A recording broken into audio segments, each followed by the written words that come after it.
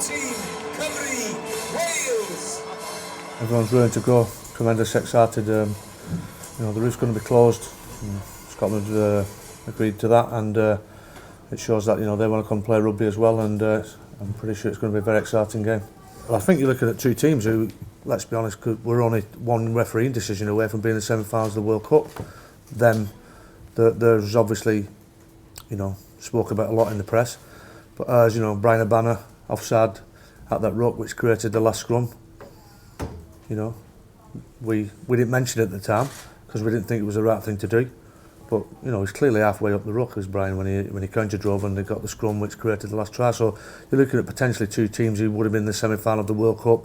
One refereeing decision going their way.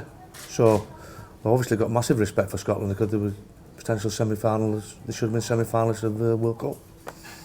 A number of the players have been together for a few years now. So Dan Lydiate coming in or Gethin Jenkins coming in wouldn't probably have upset us too much. It's the continuity of the squad which is beneficial for us as coaches.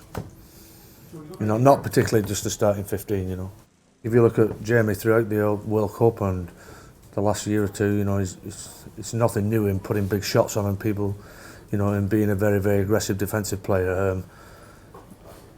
I think he's as hungry as I've ever seen him at the moment. He's enjoying rugby. He's playing regularly, and that's vital for any player. And as I said, his tackling yesterday was very impressive, particularly the head-on shots. It's still in our hands. That's what's good about it. It's still in our hands.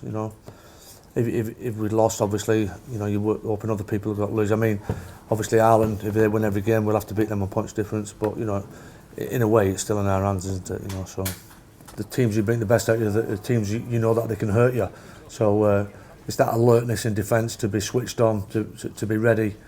I remember one year they came down and they were definitely the best team here. I think the back row was outstanding. It was about 4 or 5 years ago.